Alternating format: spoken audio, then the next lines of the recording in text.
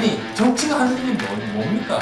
그 나라에서 사는 사람들이 자살률이 낮고 출산율이 높은 그런 나라를 만드는 일을 하는 게 정치다. 전과사범에 범죄 12개에 재판을 5개 받는 사람하고 어떻게 비교를 하겠습니까? 네, 아니, 사실은 네. 저는 제대로 대선 치른 건 한 번밖에 없습니다. 2017년 그때 끝까지 갔었죠. 네. 가장 큰 차이라고 할 것 같으면 네. 지금은 어떻게 하면 우리 국가를 살릴 것인가, 그게 제일 중요한 화두가 돼야 된다고 봅니다. 네. 그러니까 지금까지 대선은 정권 교체냐 정권 유지냐 네. 사실 그쪽에만 관심이 많지 않습니까? 근데 그게 아니고 지금은 국정은 혼란하고 그 다음에 서민 경제는 무너져 있고 그리고 전 세계 관세 장벽을 포함해 가지고 무역 전쟁이 지금 일어나고 있고 미중 간 과학기술 패권 전쟁으로 공급망 자체가 차단되는, 또 각자가 살려고 하는 일종의 글로벌라이제이션이라기보다는 오히려 각자 도생의 환경이죠. 이럴 때 우리도 각자 도생으로 우리 대한민국이 살아남기 위해서는 어떻게 해야 되는가? 이제는 더 이상 우리 내부만 쳐다보고 정권 교체냐 정권 재창출이냐 이게 문제가 아니고 오히려 지금 전 세계를 둘러봐도 우리를 돌볼 사람은 우리밖에 없는 이런 상황에서 우리가 어떻게 하면 살아남을 수 있을 것인가? 그래서 제가 꺼낸 그 화두가 국민이 통합돼야 된다. 왜냐하면 국민이 갈라진 상태에서 위기를 극복한 나라는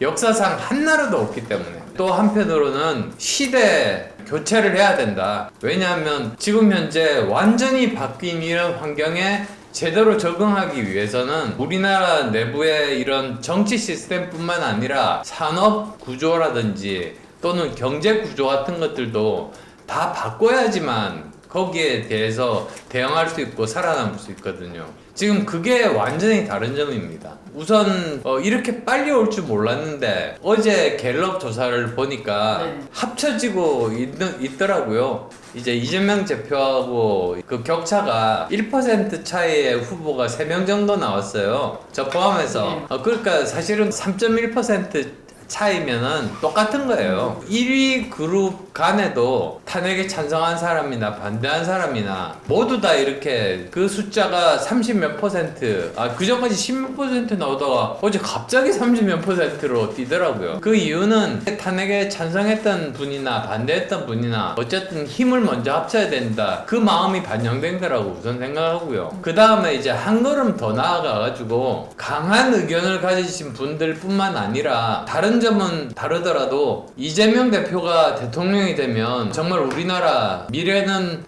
굉장히 암울하다. 그 생각만 같다면 중도 보수나 또는 중도까지도 다 포용할 수 있는, 그렇게 통합할 수 있는 쪽이 50%를 넘어서 이길 수 있다는 겁니다. 그게 제가 생각하는 국민 통합이죠. 외교 관계에 있어서 가장 중요한 거는 정상 간의 대화가 시작이 돼야 되는 거거든요. 사실 이런 면에서는 정말 민주당이 잘못했습니다. 왜냐하면 그때 하루 만에 한덕수 대행을 탄핵을 시켰잖아요. 그 중요한 시기에 미국 같은 나라는 대통령 임기 4년이지만 6개월 정도면은 전 세계에 있는 모든 나라에 대한 그 정책들이 어느 정도 정리가 돼서 그게 4년 내내 갑니다. 근데 벌써 지금 3개월을 허비한 거거든요. 우리한테 남은 시간이 별로 없어요. 그래서 급하게 트럼프 대통령하고 서로 이야기를 나누기 시작하더라고요. 관세 25% 벌써 좀 늦었죠, 사실은. 그래도 이제 굴하지 않고 최대한 협상을 해서 줄 거는 주고 받을 거 받는다. 이런 자세가 필요합니다. 그래서 예를 들어 가지고 미국이 방위 분담금 올려달라 이런 식으로 요구를 하게 되면은 우리는 오히려 수동적으로 그냥 방어만 할 게 아니라 좋다, 대신에 우리가 필요한 게 있는데 그리고 또 미국에도 도움이 될 게 있는데 이거를 들어달라. 그래서 제가 생각하는 제일 중요한 거는 핵 추진 잠수함에 대한 허락을 받는 겁니다. 그거는 이미 호주에서 사실은 허락을 받았죠. 그리고 그 이유가 제가 잘 아는 이유가 제가 해군 예비역 대위고 잠수함 인양 요원들 훈련 부대 군의관이었거든요. 그래서 제가 잠수함은 진짜 잘 알아요. 그 당시는 독일에다가 맡겼는데 디젤 잠수함이에요. 그 당시는 뭐 위성이 별로 없으니까 디젤 잠수함은 특징이 뭐냐면 한 달에 한 두세 번 정도는 물 위에 떠가지고 배터리 충전을 하고 다시 잠수를 해야 돼요. 요즘은 이제 아무 소용없어요. 뜨면은 다 노출돼서 위치가 아무 소용이 없어요. 지금 필요한 거는 핵추진 잠수함처럼 몇 달, 몇 년을 물속에서만 있는 거예요. 그렇게 되면은 중국이라든지 북한에서 오는 그 잠수함들을 미리 사전에 탐지하고 막을 수가 있는 거죠. 그렇게 되면 그 걔들이 우리를 통과해가지고 미국 근해까지 가지 않을 수 있거든요. 그거는 미국의 그 국방비를 굉장히 줄이는 겁니다. 사실 저 협상 가능하다고 생각해요.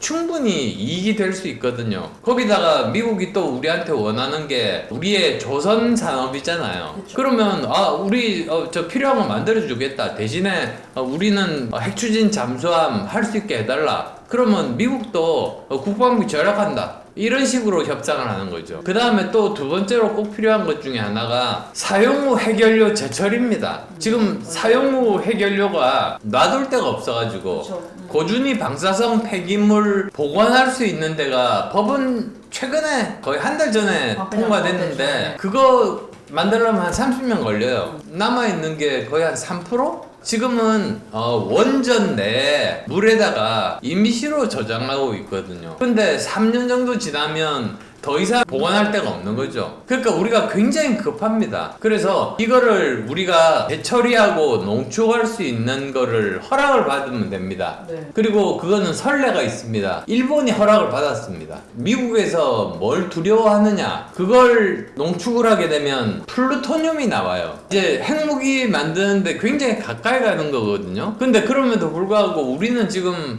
다른 방법이 없어요. 아니 너희들 24시간 CCTV로 감시하라.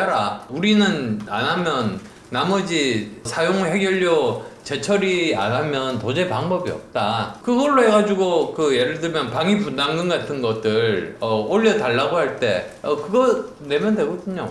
그런 식으로 서로 이제 협상을 할 수 있는 게 저는 트럼프 정부가 그나마 바이든 정부와 차이점일 수 있다 이렇게 생각하는 거죠. 전 세계에서 가장 중요한 것이 미국과 중국의 과학기술 패권 전쟁이거든요. 네. 과학기술의 패권을 가진 나라가 세계를 지배한다. 지금 그런 상황에서 우리나라가 이 상황을 맞이하고 있는 겁니다. 그러면 우리나라도 미국이나 중국이 필요로 하는 최첨단 기술을 우리가 보유를 해야 됩니다. 그러려면 단순히 메모리 반도체 하나 정도로는 부족하고 오히려 거기에다가 뭐 예를 들면 그 시스템 반도체 분야라든지 디스플레이 분야라든지 바이오 쪽이라든지 수소산업 쪽이라든지 원전이라든지 또는 K 컨텐츠라든지 K 컨텐츠야 뭐 기술 분야라고 볼 수는 없지만은 어쨌든 또 AI라든지 AI는 컨텐츠가 필요하니까요. 이런 것들이 다 있어야 된다는 거죠. 그래서 저는 그 모두를 포괄하는 거를 생각을 해보니까 AI 고속도로를 우리는 건설해야 된다. 저는 그렇게 말씀드리고 싶어요. 예. 마치 박정희 대통령이 경제개발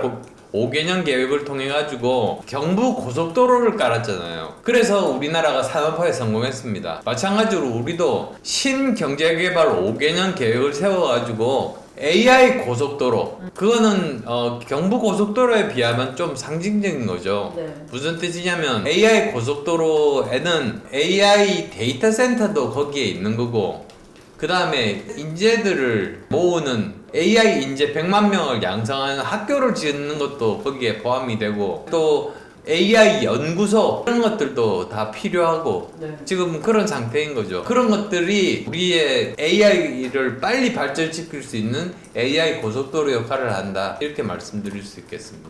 국가 예산뿐만이 아닙니다.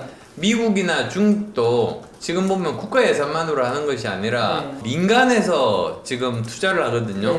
미국의 스타게이트 프로젝트 같이 730조에 해당되는 것도 사실은 그게 정부 예산만이 아니라 민간 예산이 많습니다. 우리나라도 국가와 민간이 같이 투자를 해가지고 정말 우리도 최소한 그래도 정말 몇백 조 네. 정도로 우리가 투자를 해야지만이 세계 3위. 왜냐하면 지금 1위, 2위, 3위, 4위 굉장히 차이가 많이 벌어지고 있어서 네. 최소한 3위 정도는 가 있어야지 그나마 우리나라의 생존이 위협받지 않고 살아남을 수 있다 이렇게 네. 생각하고 있죠. 진전된 아이디어 이전에 저는 52시간이 통과가 안 되는 것 자체가 저는 이해가 안 갑니다. 왜 그러냐면 저는 소프트웨어를 개발해 본 사람이라서 네. 아는데 소프트웨어 개발할 때 시간 보고 땡 할 때부터 해가지고 6시 되면 그만두고 안 그럽니다. 하다가 속된 표현으로 발동이 걸리거든요. 그러면 밤을 새워서 해요. 그렇게 해서 완성을 합니다. 원래 소프트웨어라든지 하드웨어라든지 그런 것들은 개발 사이클이라는 게 시간 제약이 별로 없어서 자기가 최대한 노력을 해가지고 지칠 때까지 하는 거죠. 그러고 나서 다시 또 시작하려면 굉장히 시간이 좀 걸립니다. 왜냐하면 그동안 해놨던 거를 다시 리뷰한 다음에 다시 또 해야 돼요. 이게 중간에 쉬는 시간이 많을수록 굉장히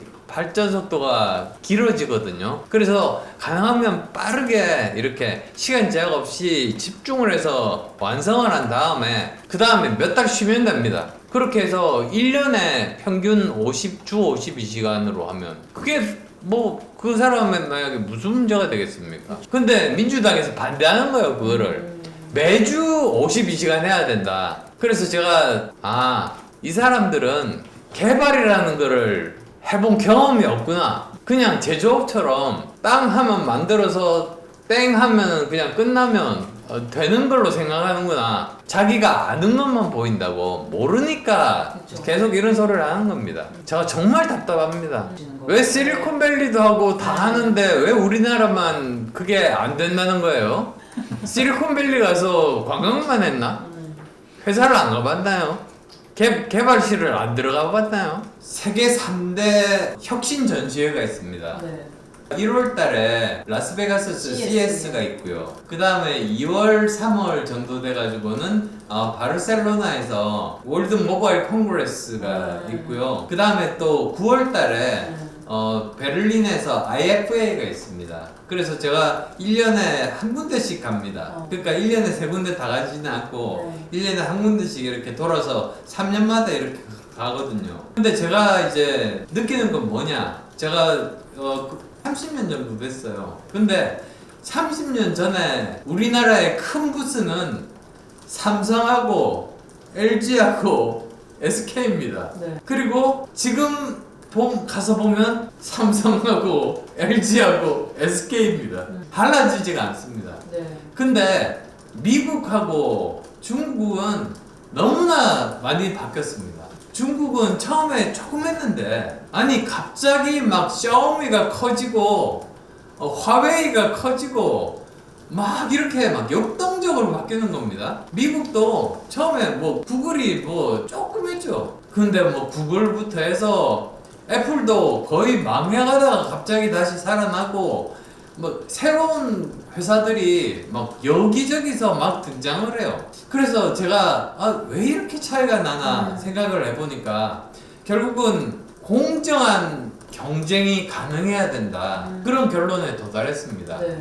그러니까 삼성이라든지 이런 대기업들 탓을 하는 거라기보다는 오히려 정부가 잘 이렇게 살펴가지고 제대로 공정하게 경쟁이 붙어가지고 실력만 있으면 중소기업도 중견기업 되고 중견기업도 대기업 되고 이런 식으로 경제가 역동적으로 돌아갈 수 있도록 그렇게 만들어야 됩니다. 그리고 또 그 이전에 새로운 창업 기업들이 많이 나와야 되겠죠. 네. 마치 이스라엘이 스타트업 네이션이라고 말하지 않습니까? 네. 그러니까 창업 국가라고 말하듯이 정말 우리는 창업 국가가 돼야 됩니다.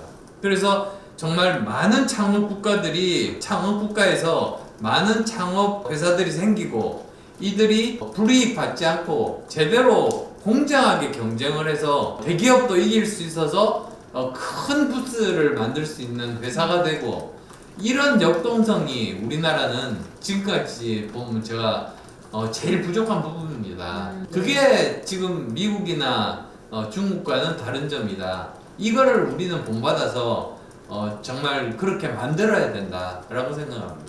더 구체적으로 말씀드리면 그거를 감시하는 기구가 공정거래위원회거든요. 네네. 근데 우리나라 공정거래위원회가 여러 가지로 개혁할 요소들이 많습니다. 우선은 불투명성. 그러니까 거기서 이 중소기업들이 불공정 거래에 대해서 신고를 합니다. 그러면 그거를 받고 나서 한참 있다가 결과만 이렇게 보지 중간에 심사하면서 어떤 이야기가 오고 갔는지 뭐 이런 것들에 대해서는 공개를 안 합니다. 저는 그거 전부 공개해야 된다고 생각합니다. 그렇게 되면 굉장히 투명하게 될 겁니다. 그래서 저는 투명성이 정말로 중요하다고 생각하고요. 대신에 권한을 강화를 시켜야 됩니다. 우리나라 공정거래위원회가 미국의 공정거래위원회에 비해서는 기능이 약합니다. 미국의 공정거래위원회는 마이크로소프트도 반으로 쪼갤 수 있거든요.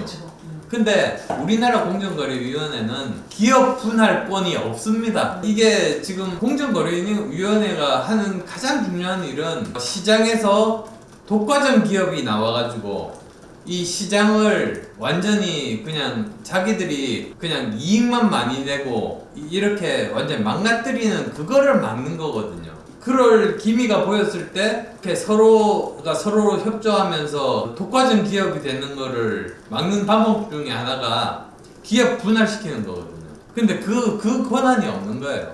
그러니까 그런 것을 포함해서 강력한 권한들을 줘야 됩니다. 사실은 청년들이 사실은 약간 긴 이야기가 될 수가 있는데요. 제가 독일에서 1년 반 살면서 보니까 독일 인구가 8천만인데 수도 베를린에 사는 사람은 350만 명입니다. 우리 한국은 5천만 중에 1,000만이 사는데 그리고 독일의 두 번째로 큰 도시가 미넨입니다. 저는 거기 살았거든요. 150만입니다. 그게 뭐냐면 독일 전역에 사람들이 퍼져서 사는 겁니다. 그리고 각 곳마다 좋은 대학이 있고 좋은 직장들이 있어서 거기서 태어나서 친구 친척들과 함께 살면서 좋은 학교 들어가고 좋은 직장 들어가서 은퇴하고 나서 여생을 보내는 거죠. 그게 행복한 삶이거든요. 사실은 국민의 행복도 조사를 할 때 20대보다는 30대가 조금 더 불행하고 그 다음 40대가 조금 더 불행합니다. 40대가 일 제일 많이 하니까요. 근데 50대부터는 올라갑니다. 다시 이제 행복을 찾는 거죠. 그리고 60대 더 올라가고 이렇게 편안하게 여생을 보내거든요. OECD 국가 거의 대부분이 그렇습니다. 우리나라만 예외입니다. 우리나라는 어떠냐? 20대, 30대, 40대까지는 같은데요. 50대부터 떨어집니다. 60대 더 떨어집니다. 그래서 우리나라가 세계 자살률, 특히 노인 자살률 1위 국가가 된 이유가 바로 이겁니다. 우리나라 자살률이 지금 작년 거 조사를 해보니까 OECD 평균의 2.2배더라고요. 정말 불행한 나라가 대한민국이거든요. 열심히 사는데도 결국은 자살할 수밖에 없게 이렇게 내모는 사회라고 저는 말씀드릴 수밖에 없네요. 이런 것들을 안 고치면 아니 정치가 하는 일이 뭡니까? 저는 아주 간단하게 말씀드리면 정치는 그 나라에서 사는 사람들이 자살률이 낮고 출산율이 높은 그런 나라를 만드는 일을 하는 게 정치다. 저는 그렇게 생각합니다. 근데 그런 면에서는 우리는 정말 빵점이죠, 빵점. 서울 수도권에만 집중된 이 인구를 정말 그 지역 균형 발전을 해야 된다. 이런 말씀을 드리고 싶어요.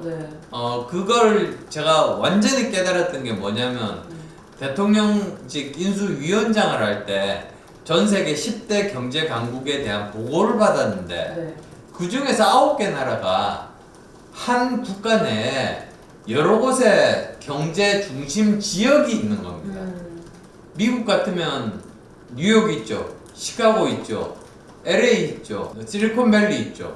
이렇습니다. 그리고 일본 같으면 동경, 오사카, 후쿠오카 이렇게 있고 중국 같으면은 북경이 있죠, 홍콩이 있죠, 상해이 있죠.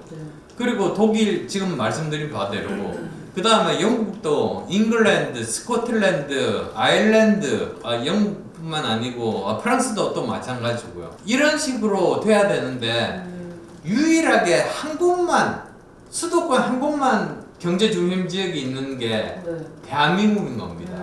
그래서 제가 그때 이제 절감했던 게 여기가 우리나라의 끝일 수 있다. 네. 이제 더 이상 발전하지 못하고 추락하는 길로 가는 운명이 아닌가 이렇게 생각했습니다. 네. 그래서 이거를 막기 위한 방법은 제2, 제3의 경제 중심 지역을 만드는 겁니다.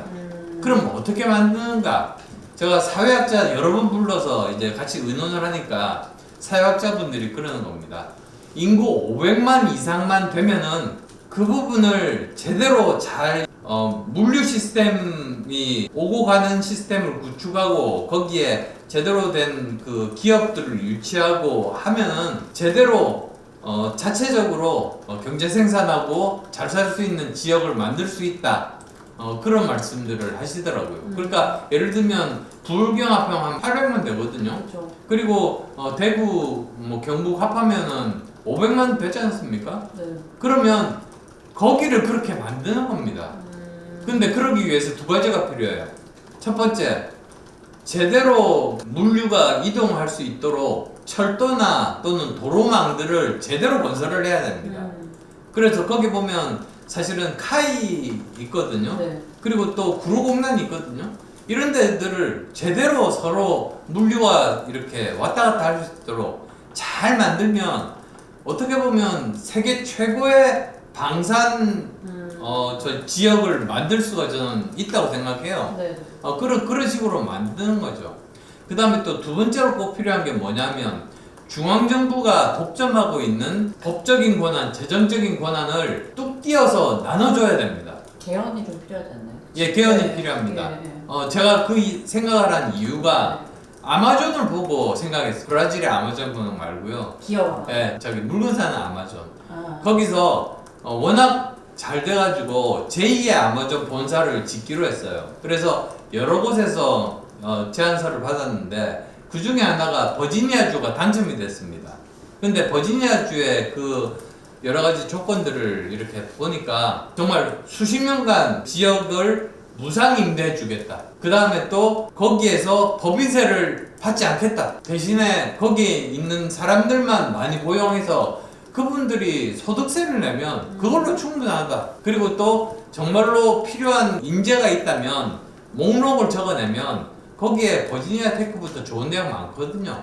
그런데다가 특수학과를 만들어가지고 거기에 있는 인재를 무제한 공급해 주겠다. 이렇게 말했습니다. 지금 아직 그 말한 게 바로 코로나 직전이라 가지고 코로나 때 중단이 됐어요. 건설이. 근데 이제 다시 시작했습니다.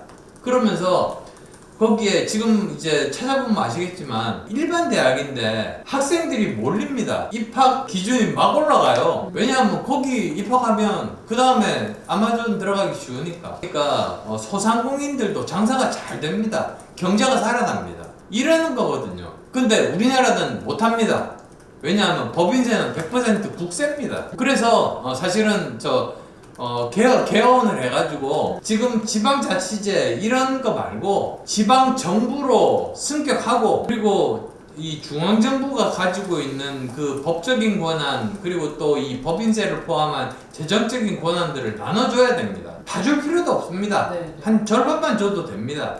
그렇게 되면 어떻게 되느냐, 이 지역에서 예를 들면 열심히 어떤 지역에서 일을 해가지고 페이스북 아시아 헤드쿼터를 유치를 해온단 말이죠. 그렇게 되면 법인세 절반 우리가 깎아줄게 이렇게 말하면 중앙정부에서 인센티브로 나머지 절반 우리가 깎아줄게 이렇게 인센티브를 주는 거죠. 네.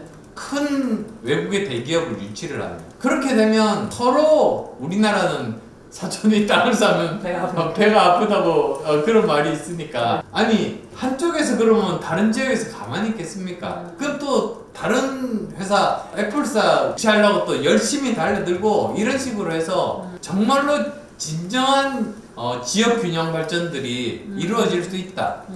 그렇게 되면 사실 지금 보세요. 서울에 올라온 사람들 집값 너무 비싸서 못 사잖아요. 맞아요. 근데 그분들 다 살 수 있잖아요. 좋은 직장 있잖아요. 그리고 또 지금 보면은 꼭 필요한 게 5가지거든요.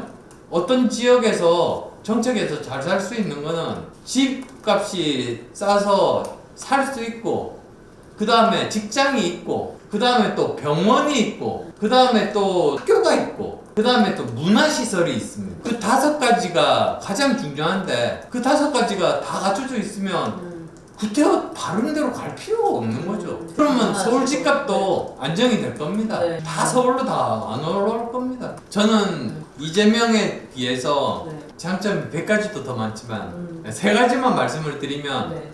우선 첫 번째로는 저는 도덕적인 사람입니다. 네. 이미 증명이 됐습니다. 네, 맞습니다. 전과 사범에 범죄 12개 재판을 5개 받는 사람하고 어떻게 비교를 하겠습니까? 두 번째로는 여러 분야의 전문성이 있어서 AI에 대해서 누구보다도 제대로 잘 산업화해서 우리나라를 발전시킬 수 있고, 그리고 또 의사 출신이다 보니까 지금 의료 대란 문제 제대로 해결할 수 있는 유일한 저는 사람입니다. 또 3번째로는 지난번 1월 23일, 24일 중앙일보 갤럽에서 20, 30대만 조사를 했거든요. 이재명 대 우리 후보 7명을 붙였는데 그 중에서 압도적으로 1위를 했습니다. 20, 30대 모두에서 이재명을 이겼습니다. 그러니까 저는 중도 확정성이 굉장히 큰 후보라는 그런 말씀을 드리거든요. 정말 지금 굉장히 강한 신념을 가지고 있는 분들께 말씀을 드리는데, 강한 신념을 가지고 있는 분들이 이렇게 모여 계시면 마음이 편하죠. 생각이 똑같죠.